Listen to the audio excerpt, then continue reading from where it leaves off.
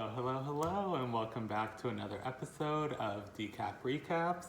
Today we're reviewing, I want to say episode 6 of RuPaul's Drag Race. Before I dive in, don't forget to like, comment, subscribe to this video, share it, let me know what you think. Okay, so I'm really excited to review this episode because if you watched my last video, there's 2 predictions that I made, and one of them was very right, and one of them was very wrong, but I'm very happy that it was wrong. So let's get into the episode. Tensions are a little high still from Untucked last week. And by last week, I mean they are literally walking into the workroom not long after that fight just happened between Candy and Tamisha.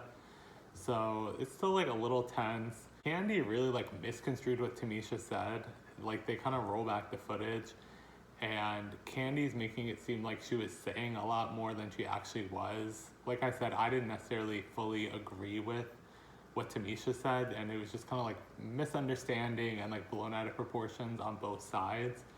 But Candy's like quoting Tamisha, and it's not what she said. It's like Tamisha said, it's what she heard. They come into the workroom out of drag, and they're told to pair up for the mini challenge. Gottmik, since he won last week, he gets to choose which pair he wants to make into a throuple. So he pairs up with Candy and Tina, and they're now the Mean Girls. Very like, I wouldn't call Relaskatox the Mean Girls, but it is very like a Relaskatox clique type of situation between the 3 of them. So they all pair up and they have to make outfits out of wallpaper and then model the outfits in front of the wallpaper. So it was cute and like a nice little challenge. I don't know. It was cute. It was just like a nice little creative challenge. Obviously Simone and Lala Ree come up with kind of a basic outfit compared to some of the other more intricate looks. But we kind of saw last episode that sewing and creating outfits is not their strong suits. But they definitely both have a lot of strong suits, so it's fine. So then RuPaul tells them that the challenge this week is a Disco-mentary, and it's pretty much a dance challenge. So in their pairs, they're representing different aspects of disco. There's Studio 54, there's fashion in disco, there's sex in disco, there's like I hate disco. So they're all just like embodying different portions of disco in their pairs. It was kind of interesting to me that it was purely a dance challenge. I feel like there's not a lot of just dance challenges on Drag Race. Like thinking back, I remember season 2, there was like the strip club challenge. So that was like pure dance. And then I remember season 7, there was the dance challenge in pairs, but other than that, I feel like a lot of the dance challenges are more like lip syncing challenges. And I guess now that I'm thinking about it, the RuPaul ballet was also a dance challenge, but I think a lot of the ones from the past, unless I'm mistaken, they were instrumental, or like the ballet was, like it was just music that they were dancing over, as opposed to there being vocals in the music that they were dancing to. So in this challenge, to me, it kind of looked like they should have been lip syncing along to the vocals, but that wasn't like the challenge. So it was different to me, at least. I don't know. I feel like they kind of should have been lip syncing. I know that would have added like an extra aspect, but I think, I don't know, it just like would have like visually made more sense. I was talking about this in my other video where there's a lot of references that, the girls don't get because they are younger. This whole disco theme is definitely one of those things. You could see RuPaul's asking them about their favorite disco songs or what they know about disco. She also asked Candy what's the difference between Donna Summer and Diana Ross. They're completely different people. Like, I don't, like, it was just like an odd question to be like, what's the difference? Like, well, they're completely different people. Diana Ross was in the Supremes. Like, it's just like, I don't know, like, Donna Summer sang on the radio. Donna Summer passed away. Like, I don't know. They're completely different people. That's like, what's the difference? They're completely different people. Obviously they both contributed to disco, but like, I don't know. It was like an odd question. And then RuPaul is asking them if, like, who knows who Charles Nelson Riley is, and they're like, no one. Like, RuPaul, I'm pretty sure, is at least 60, and Tamisha Iman, who's the oldest, is 49. So she has 11 years on her, let alone, I think the second oldest person is like 32. So RuPaul is like 28 years older than these people. And someone else is like 25. So, there is the age gap. Like, I don't know who Charles Nelson Riley is. I know who Diana Ross and Donna Summer is, but like I said, that was like a weird question. First up, it's Scott, Mick, Tina, and Candy. So RuPaul's Drag Race really makes it clear like who's struggling the way they edit it together, because they like show Candy and it's the same struggle she had during the Congratulations challenge, where like she forgets the choreo and like it shows on her face like 100%. Like she's looking around, she's like, just like it's very obvious that she's like missing choreo. So that's kind of like a struggle for her in the competition. And then Tamisha Iman, it's, revealed within the episode that she has an ostomy bag, but she doesn't really let anyone know that. And obviously she's had a lot of her medical complications in the past. And like she said, she wasn't even walking like a couple months ago or like within like a year ago. She really is like putting her all into this competition. They do like kind of show, there is a few times she is kind of not as quick with the choreo, but she also has a hula hoop, which, so I think she did look kind of stiff sometimes, but also like if I had a hula hoop like swinging on my arm, like I would be a little like stiff arm, like far away, like I could kind of see like the reason for that. So then Olivia Lux like looks amazing. Like she has this hair movement. Like she really knows how to dress for these challenges because like her hair is bouncing. I think her look had like a lot of movement to it, and it's the same with her Congratulations look. Like it just was the perfect look for that challenge. Like she really shined. Denali and Rose, I feel like had such like heavy dance that it did kind of not take away from the performance, but I feel like it was just like so dance heavy that there wasn't a lot of like room for them to give like personality or like stuff like that. It was just like very dance heavy. So going into the runway was Little Black Dress, which I think that's like a hard category. It's not like they've had kind of like colors in the past, like the orange runway, the purple runway. But I feel like Little Black Dress is very specific, and it's kind of hard to make that really nuanced. Some of the girls did do it, so I'm not going to say it can't be done, but I do think it is kind of a limiting category. So like Tina Burner's look, I wasn't really a huge fan of. I think I didn't like her wig. The dress looked kind of like short on her. It was kind of a cool concept.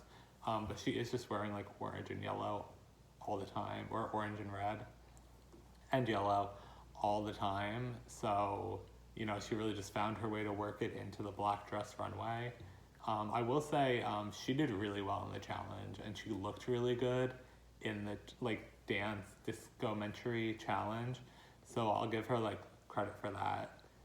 Candy's look, I thought it was cool. The paint was a little bit not like fully realized. I don't know, there was something a little bit off about that, but I think the idea was really cool. It was very unique and a way to, like I said, kind of take Little Black Dress, which is kind of limiting, and make it something different.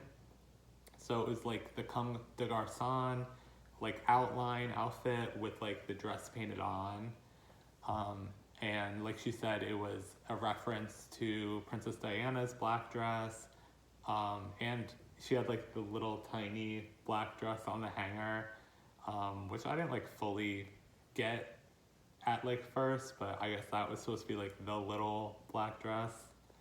And it was a reference to Aja, which I like immediately picked up on. Gottmik really had like an awesome look. A little tiny black dress that was just kind of like covering her privates, but it was just like body out, and you know, she was showing off her top surgery scars. It was a conceptual version of a limiting category. And, you know, it was inspiring for her to show off her top surgery, you know, as a trans man. It was just like very inspirational for trans people to kind of see this on television. And I'm sure it was empowering for her to do it. I think Ellie with two T's looked like really great. It just was kind of basic because it was, like I said, a limiting category. There's only so much you could do with, you know, little black dress. I mean, I say that, meanwhile, like, there were conceptual looks, but she did look like gorgeous. It just was, you know, she looked like a woman in a black dress. Tamisha, I think, looked nice. She did say, I want to say it was in Untucked when it showed her like packing. It was either then or it was in her interview with Michelle Visage on YouTube later. She had like more stones to put on the dress that she actually forgot, literally like on her kitchen table or whatever when she was going to Drag Race. Like she just left them behind. So that might have like elevated the look a little more. But I will say it did look very like top heavy on her. But I mean, I give her credit for the fact that she did make the dress. I think Denali's look was cool. Like I think, you know, the Black Widow, and she had like the spider web and the black contacts, and you know, she took off her hat to have like the spider eyes on her forehead. So that was definitely something inventive and creative for her to do. That was a little bit different. Olivia Lux, her hair looked great and she looked great, but once again, similar to Ellie with two T's, it was kind of just like a black, you know, tube dress that she like bedazzled. So she looked great, and obviously her hair really like added to the look. But I mean, it was a limiting category, so you know, she just wore like a pretty black dress, so she looked great. It just wasn't like the highest concept. Utica, I think, like really tried to do something different, and I think it was cool and creative, but obviously the judges didn't really like respond to it as strongly because she was dressing up as like her little earring woman, which I thought was cute, and she had like the earring hook on her hat. So, I mean, they didn't like fully get it, but even like separate from that, she just like looked kooky. I don't think you really have to like get it, you know, she was wearing a little black dress and it was just like campy and cool, like even if it wasn't directly referencing that earring, like I think it was just something cool. Lalaurie is wearing like the teeniest, tiniest, shortest dress, which also makes me feel like she might have brought that flag dress that she wore in the God Loves Flags challenge, because it is like teeny tiny and she like walks out and like pulls it down. So it was just like really short, and then she put the jewelry on top, which just made her look like very top heavy. So I wasn't like a huge fan of the look. And then Simone looked really great, which she always does, you know, that's her strong suit. She's wearing hair that's like inspired by one of RuPaul's music videos, Back to My Roots. And I don't think it really translated as much on the TV, but her dress is made out of braiding hair from like the hair shop. So I think that was really cool. You know, I think Simone really just tries to incorporate Black culture in everything she does, and I think that's so great just to have that shown and represented, like the do-rag and everything. So I think that's awesome. It was a great, strong look, but you know, that's her thing. She's gonna do her thing. So here goes my prediction from last video that ended up being wrong. So last video I was talking about how it seemed like Olivia Lux was getting this safe like Jan edit where she was just gonna kind of like coast through the competition, just always safe without any wins. Well, baby, I was wrong, and I'm glad I was, because so she actually wins this episode, which was awesome. I was so happy for her. I definitely think she deserved it. She did great with the dance challenge, and she looked great. She had like that amazing wig on. So super happy for her, and I'm so happy to be wrong about that, and I hope she gets several more wins going forward and makes it to the top 4. Then the bottom two are Candy and Tamisha, which this was definitely very, they had the fight last episode, so, putting them up against each other in the lip sync. And you can actually see in Untucked, they kind of simmer down and they're talking about the whole situation and how it was kind of taken out of context, or, they still love each other and everything. So then they lip sync to Hit 'Em Up by Blue Cantrell, a fun song. Unfortunately, Tamisha loses the lip sync, so Candy gets to stay and Tamisha's going home. So that was a prediction that I had. She was my next to go home on my roster. So unfortunately for her, I was correct. I will say I'm now 3 for 3. I had Kimura, Joey, and then Tamisha going home in that order. So Utica, you better watch your back, because that's who I had predicted for the next episode to go home. So we'll see if I'm correct. I really will be amazed. One, I don't think Utica necessarily should be going home next, but I'll just be Dan capped the oracle if I'm right. Alright, so that concludes decap recap of Drag Race Season 13, Episode 6. Tune in next week where I'll review the new episode coming out this Friday, so make sure to watch and let me know what you think. Thank you, and I'll see you in the next one.